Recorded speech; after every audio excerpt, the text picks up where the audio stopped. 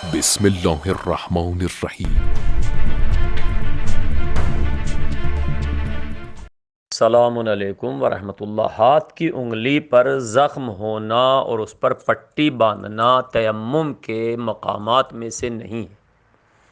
لہٰذا پہلے تو آپ یہ دیکھیں کہ فقط تیمم اس لیے کر رہے ہیں کہ ہاتھ کی انگلی پر زخم ہے اور پٹی بندھی ہے تو اصلاً تیمم باطل ہے۔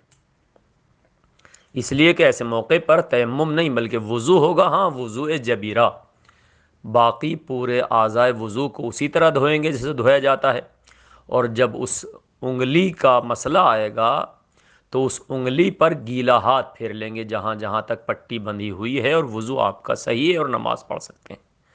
اصلاً یہ مقام تیمم نہیں ہے۔